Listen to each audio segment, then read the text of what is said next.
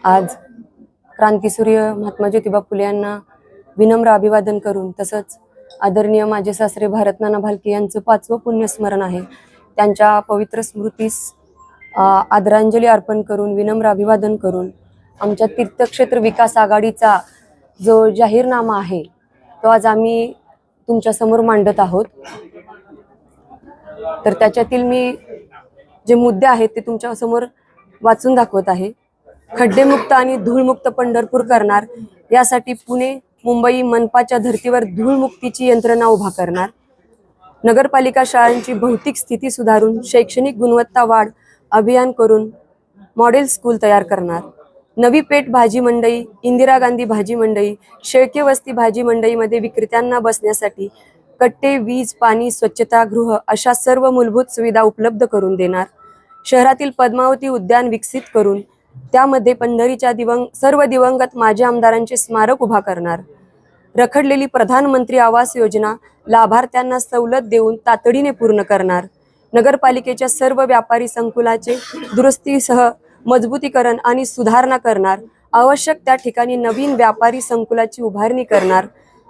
जुन्या नगरपालिका इमारतीचा हेरिटेज इमारत म्हणून विकास करणार आणि पंढरपूरचा सांस्कृतिक इतिहास सांगणारे संग्रहालय त्या इमारतीमध्ये निर्माण करणार। उपनगर भागातील सर्व खुल्या जागा विकसित करून बालोद्यान, नाना नानी पार्क निर्माण करणार। स्मशानभूमी सुधारणा करणार।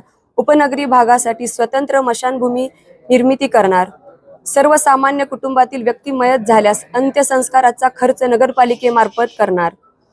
5 वर्षे घरगुती वापराची पाणीपट्टी दरवाढ न करता स्थिर ठेवणार।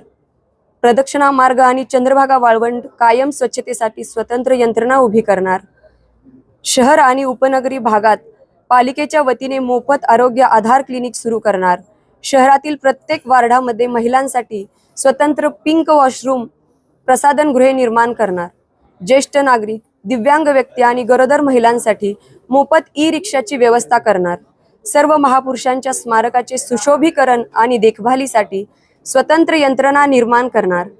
राजमाता अहिल्यादेवी होळकर यांचा पूर्णाकृती पुतळा उभा करून भव्य स्मारक निर्माण करणार। आद्य क्रांतिकारक राघोजी भांगरे यांचे स्मारक अंबाबाई पटांगण, ज्या ठिकाणी म्हणजे इंग्रज सरकारने अटक केली त्यांना, येथील चौकात उभा करणार। पंढरपूर शहरात नवी पेठ परिसरात महात्मा बसवेश्वर यांचे स्मारक उभा करणार। भारतरत्न डॉक्टर APJ अब्दुल कलाम यांचे अग्निपंख स्मारक उभा करणार। युवकांसाठी शहर आणि उपनगरात नगरपालिकेच्या खुल्या जागांमध्ये खेळाची मैदाने आणि ओपन जिम विकसित करणार। लोकशाहीर अण्णाभाऊ साठे यांचे स्मारक अल्पावधीत पूर्ण करणार। नाथपंथी डवरी समाजासाठी सुंदर आणि सुसज्ज असे समाजभवन उभा करणार। लोकनियुक्त नगराध्यक्ष हा मंदिर समितीचा पदसिद्ध सदस्य असतो। त्या अधिकाराखाली मंदिर समितीमध्ये हंगामी आणि कायम कामगार हे सगळे स्थानिकच असावेत यासाठी प्रयत्न करणार। मंदिर समिती आणि नगरपालिकेच्या माध्यमातून मंदिर समितीच्या जागेत महिलांसाठी हरिपाठ भवन उभा करणार। संपूर्ण शहराची मैला मिश्रित पाण्यापासून सुटका करून शहराला शुद्ध पाणी पुरवठा करणार। स्पर्धा परीक्षा करणाऱ्या मुलांसाठी सुसज्ज अभ्यासिका व नागरिकांसाठी सार्वजनिक वाचनालय सुरू करणार। आणि आमचा जो हा वचननामा आहे तो आम्ही पूर्ण करू शकतो आणि आम्ही तो करून दाखवणार। येणाऱ्या 5 वर्षाच्या काळामध्ये आम्हाला तुम्ही संधी द्या, या संधीचं सोनं करण्यासाठी आम्ही सज्ज आहोत।